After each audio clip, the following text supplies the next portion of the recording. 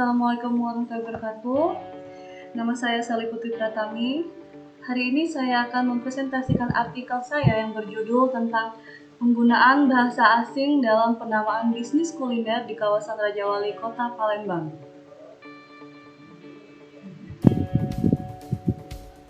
Yang pertama itu abstrak. Di zaman era globalisasi sekarang, kemajuan teknologi dan informasi dapat memudahkan peserta didik dan pendidik hingga masyarakat umum dalam memperoleh informasi secara mudah dan cepat. Hal ini merupakan pengaruh positif bagi masyarakat Indonesia. Tetapi seiring perkembangan zaman, informasi dan teknologi yang masuk dan dipasarkan kepada masyarakat tidak hanya berbasis pada bahasa Indonesia, namun juga menggunakan bahasa asing. Keadaan saat ini harapannya tidak mengurangi eksistensi bahasa Indonesia dan peran bahasa Indonesia sebagai bahasa pengantar dalam pendidikan. Karena seperti yang kita ketahui bahwasanya bahasa Indonesia berperan sebagai penghela ilmu pengetahuan. Dengan penggunaan bahasa Indonesia yang baik dan benar, maka identitas bangsa akan nampak. Penggunaan bahasa Indonesia yang baik dan benar seringkali dikaitkan dengan harga diri bangsa Indonesia. Nah, di zaman modern, sekarang penggunaan bahasa Indonesia yang baik dan benar telah menurun. Alih-alih penggunaan bahasa asing dalam penamaan bisnis kuliner di Kota Palembang saat ini menunjukkan tren yang meningkat dari tahun ke tahunnya. Pemilik bisnis kuliner merasa nyaman dalam memberi penamaan asing dibandingkan menggunakan bahasa Indonesia. Baik, pendahuluan. Nah, di pendahuluan ini dalam kehidupan sehari-hari manusia tidak terlepas dari pemakaian bahasa. Dengan bahasa, seorang dapat mengungkapkan ide, gagasan, pikiran, dan keinginannya dalam menyampaikan pendapat dan informasi. Lanjut. Pada saat ini, penggunaan bahasa asing di kalangan para pengusaha untuk menamakan usaha kuliner mereka di Kota Palembang sangat populer. Dengan adanya fenomena ini, kami tertarik untuk melakukan penelitian tentang proses pembentukan kata yang terjadi pada nama-nama restoran atau rumah makan yang terdapat di Raja Wali Palembang, di Jalan Raja Wali Palembang. Di antaranya My Coffee O, Warung Stick and Shake, Experience, dan lain-lain.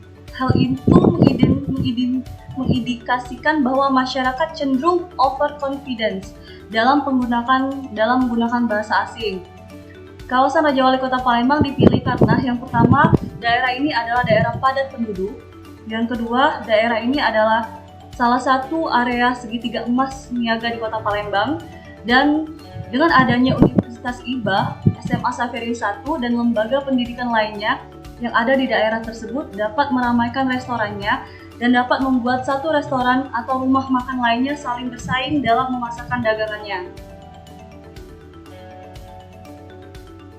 Untuk membatasi masalah yang dibahas, penulis hanya membahas tentang nama restoran yang dapat dianalisis berdasarkan proses pembentukan kata dalam morfologi bahasa dan membahas tentang makna kata yang terkandung dalam nama bisnis kuliner tersebut, yaitu makna konotatif dan makna denotatif.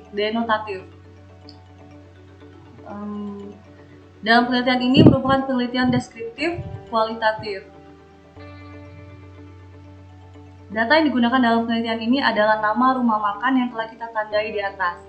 Tujuan yang akan dicapai dalam penulisan ini adalah sebagai berikut.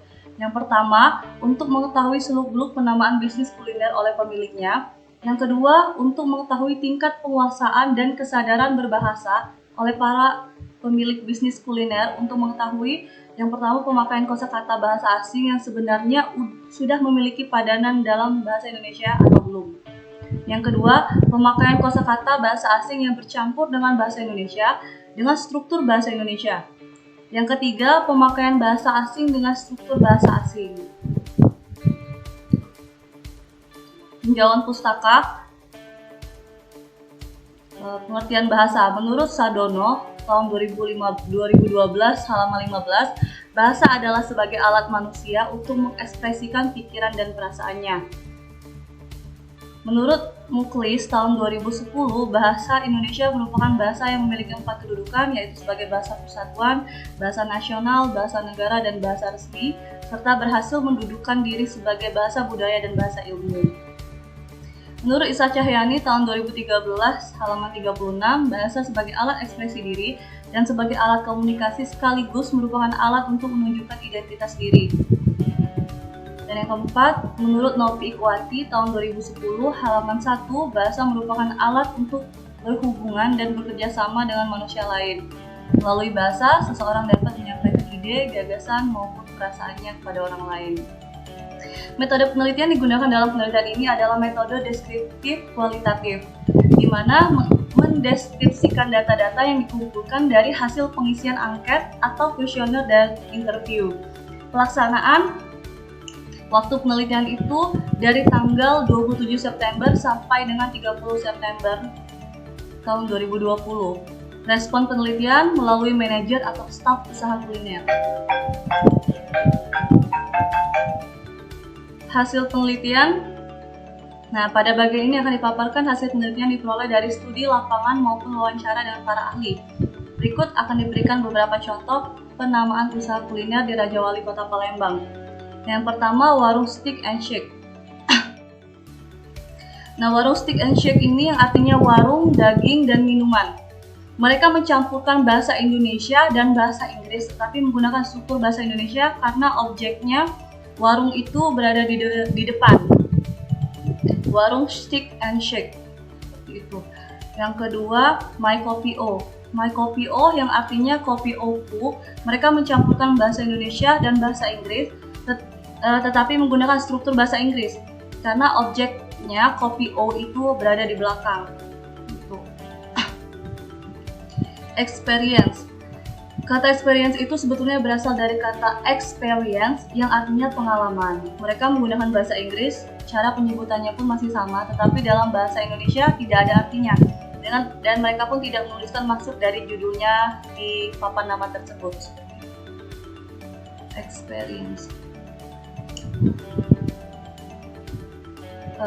Berdasarkan hasil wawancara yang telah saya lakukan mengenai beberapa tempat kuliner yang menggunakan bahasa asing dalam penamaan bisnisnya, menyatakan bahwa variasi bahasa yang digunakan merupakan cara mereka untuk mempromosikan bisnis kuliner dan menarik minat pelanggan untuk datang ke tempat kuliner mereka.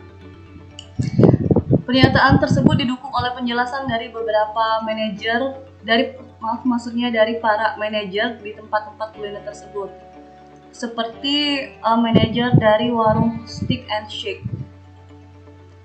Dia menyebutkan dia bercerita kepada saya, begini ya Mbak, kami mengkombinasikan antara bahasa Inggris dan bahasa Indonesia itu agar para pelanggan tertarik dan penasaran dengan tempat kuliner kami ini Mbak, ungkap manajer dari warung Steak and Shake.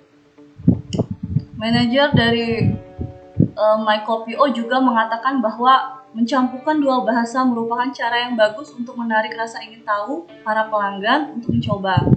Lalu salah satu staf usaha Experience sedikit memberikan penjelasan yang hampir sama dengan resto sebelumnya kepada saya, yaitu dengan menggunakan bahasa asing, pada nama resto akan membuat konsumen mencari tahu tentang resto tersebut Mbak. Apalagi orang Palembang kan sukanya mencoba sesuatu yang masih baru Mbak. Dengan nama resto atau cafe yang unik, maka mereka akan penasaran dan akan mengunjungi tempat tersebut. Itu juga salah satu trik marketingnya Mbak, seperti itu. Pembahasan.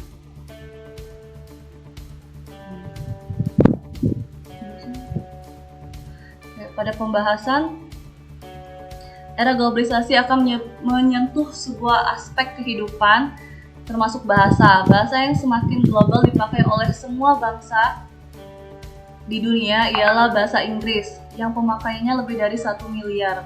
Di Indonesia, untuk mencegah fenomena tertipisnya penggunaan bahasa ibu, pemerintah telah mengeluarkan surat Menteri Dalam Negeri kepada Gubernur, Bupati, dan Wali Kota seluruh Indonesia tentang penerbitan penggunaan bahasa asing.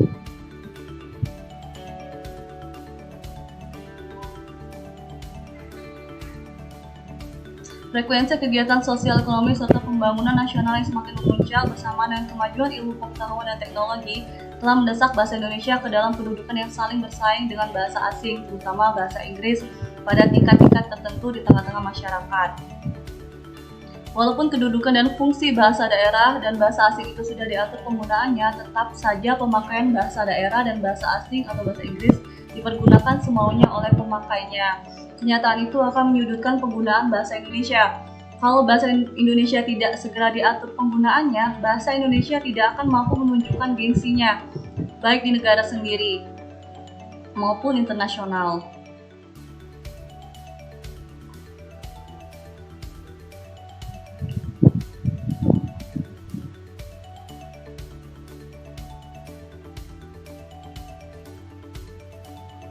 Yang perlu dicermati adalah bahwa para pelaku bisnis tampaknya tidak sembarangan dalam memberi nama usahanya. Mereka seringkali mempunyai pertimbangan-pertimbangan tertentu dan harapan-harapan tertentu terhadap nama yang telah dipilihnya.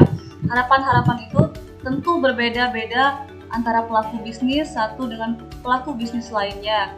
Menurut wawancara, sebagian dari pelaku bisnis memberi nama usahanya melalui rapat keluarga atau kesepakatan di antara anggota keluarga. Dan fungsinya sebagai sarana iklan inilah para pengusaha melakukan berbagai upaya untuk menciptakan kesan yang positif dan menarik bagi usahanya. Salah satu upaya yang dilakukan adalah menggunakan bahasa asing, terutama bahasa Inggris, dalam papan nama mereka.